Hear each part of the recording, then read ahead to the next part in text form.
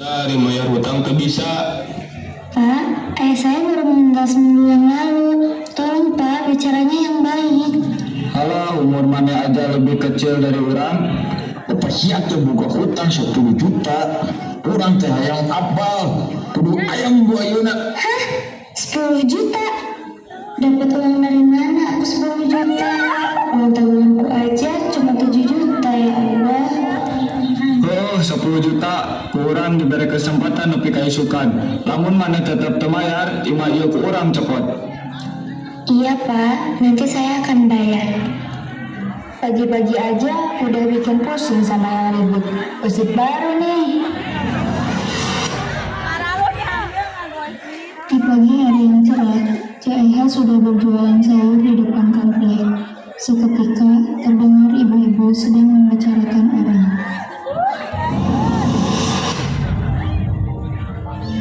Urus sayur, sayurnya bu, sayur.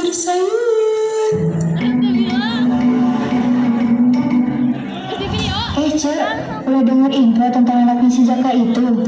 Ada gosip terbaru apa lagi nih, Cek? Itu loh, ternyata semasa hidupnya si Jaka itu ngutang 10 juta, barusan pisan, rentenirnya nagih. Aduh, kasihan pisan sih saya, Cek. Mana dia teh udah gak punya siapa-siapa lagi di sini, ditambah lagi bapaknya pecandu narkoba. Setuju pisan, Cek. Pantes aja ngutang buat narkoba ternyata. Ece, ulah gitu, kan kalian tetanggaan. Mana aling ngebantuan budak letik musibah eta, mun aling ngabantuan mati kedang ngomong kerja. Ibu, seharusnya teh di kondisi gini, ibu ngedukung Siska yang terpuruk, bukan malah ngomongin gini. Kalau sampai Siska dengar mau gimana? Kita tuh sebagai manusia harus bisa saling merangkul. Terlebih lagi Siska masih butuh bimbingan dari orang dewasa. Kita ngomongin juga sesuai fakta kan, Cik? Iya nih, memang kenyataannya begitu. Ya mau gimana? Haduh, Ece membada ngarungke matang di dia. Ribet amat sih.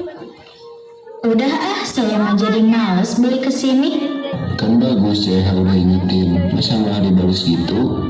Kalian ini udah dewasa, udah punya anak. Kalau anak kalian yang digituin gimana? Sakit hati gak? Tah dengerin, menjadi orang teh kudu jaga omongan. Ayah, maaf. Saat menuju sekolah, Siska terhalang oleh kendala yang membuatnya menjadi terlambat datang ke sekolah. Dan sesampainya ia di kelas, ternyata pelajaran pertama sudah dimulai. Kemana aja kamu? Kok jam segini baru datang? Maaf Bu, saya tadi ada urusan. Kamu nggak lihat ini udah jam berapa? Maaf Bu. Maaf. Gak ada kata maaf. Sekarang kamu berdiri di sini sampai pelajaran saya habis.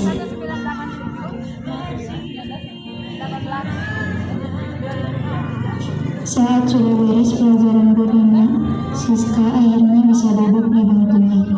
Melihat itu, Ayla dan Citra menghampiri Siska. Sis, kamu gak apa-apa? Gak apa-apa kok. Ini kan emang akunya yang salah. Kok tumben kamu telat? Iya, biasanya kamu gak pernah telat. Urusan ayah aku ternyata belum selesai. Yang sabar ya sis, kita akan tetap sama kamu di sini. Ketika jam istirahat tiba, Siska mendapatkan perilaku yang tak pantas untuk dilakukan. Ternyata temannya mendengar sekilas percakapan Siska dan para rentenir. Bagas, Yoga, dan juga Romi menghampiri Siska yang tengah berjalan menuju kelasnya. Oh ini yang datanya kecanduan narkoba itu. Hahaha. Duh, pantas aja mati orang kecanduan narkoba gitu. Maksud kalian apa? Ya elah, punya bapak tukang utang sama narkoba kok bangga. Hahaha. Kamu gak pantas ya ayah saya. Lawa kok, punya bapak modelan begitu tuh pantas buat dihina, dasar sampah. Sampah aja kayaknya gak mau disamain kayak ayahnya. Dasar miskin. Astagfirullah, kalau ini kenapa pagi-pagi sudah ribut? Enggak Bu, kita cuman bercanda. Kita ini cuma mau meragain sinetron Bu. Bener Bu. Kalian bertiga ikut ibu ke ruangan guru. Bu Rena yang melihat Siska menangis mengurungkan niatnya untuk menganggap masalah ini sepele. Masalah ini harus ia bawa ke ruang bimbingan. Kalian ini kenapa sih pagi-pagi udah ribut? Cuman bercanda doang kok, Bu. Bercanda. Kenapa Siska sampai menangis? Bu, saya udah nggak kuat. Mereka menghina ayah saya. Memang benar yang mereka bicarakan fakta. Tapi Bu, bukannya tidak boleh ya untuk menghina seseorang. Apalagi ayah saya sudah tiada. Saya sudah tidak mengerti lagi dengan kalian bertiga. Kalian tanpa sadar sudah menyatukan mental seseorang. Maaf, Bu. Minta maafnya ke Siska, bukan ke saya. Siska, kita minta maaf ya. Maaf kita menilai kamu dari satu sisi. Ketika pulang sekolah bersama Naila dan Citra, Siska ditahan oleh 3 orang laki-laki yang tadi datang ke rumahnya. Ternyata mereka adalah Hendra, Doni, dan Budi. Mereka ingin menagih utang ayahnya.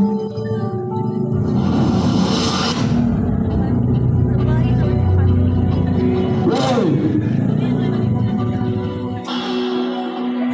Udah aya aja duitna. Tolong Pak, Halah lila pisan, kira tuh bayar utang bapak maneh teh. secepatnya Pak, saya akan usahakan. Urang geus mere maneh waktu seminggu. Nepi ira deui, ha. Urang ge butuh duit lamun apa mah. Iya, nanti saya bayar. Tapi Kak, Hei, ada apa ini? Kenapa ribut-ribut di jalan? Loh, kamu Siska kan?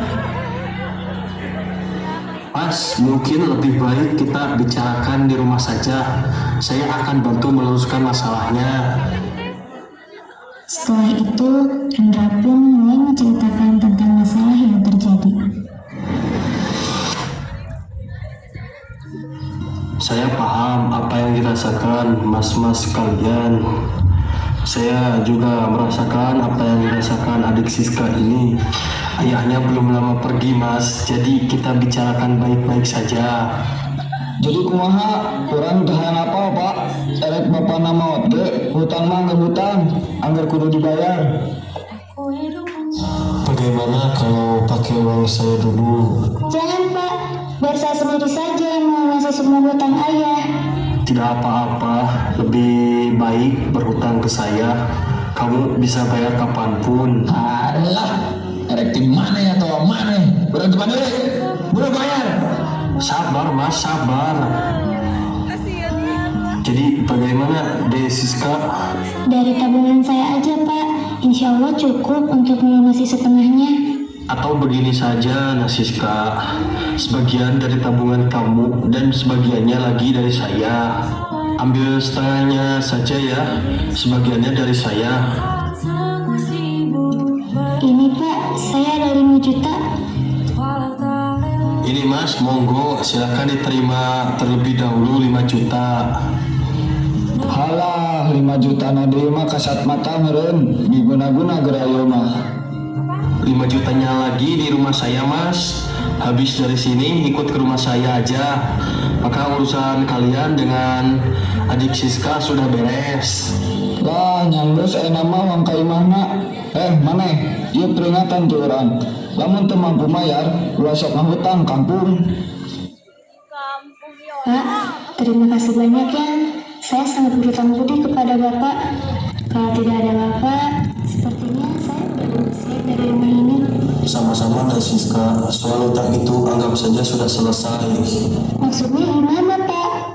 Begini, Siska. Untuk melunasi utang itu, saya ingin menganggap kamu sebagai anak angkat saya.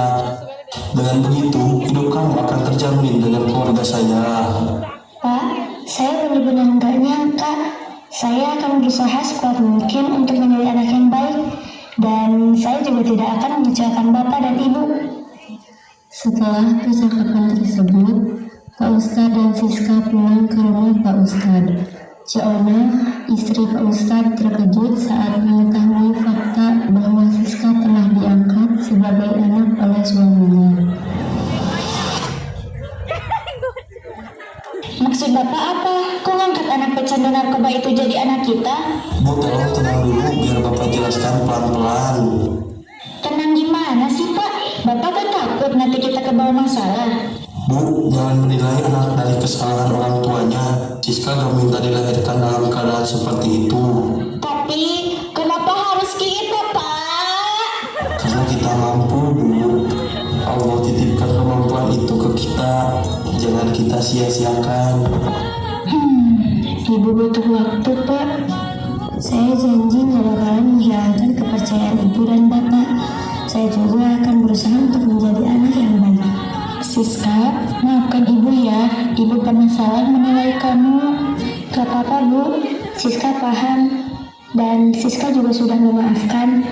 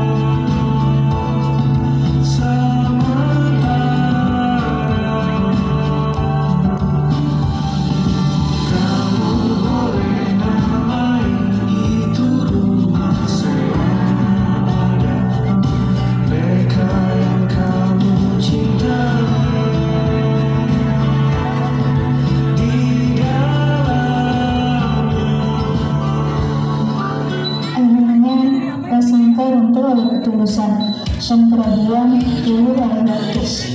Siska yang dulu berjalan sendiri, memikul beban yang bukan seharusnya ia miliki. Kini tak lagi harus bertahan sendiri. Di balik semua luka dan masa lalu yang kelam, ia menemukan tempat untuk pulang, sebuah rumah yang menerimanya tanpa syarat.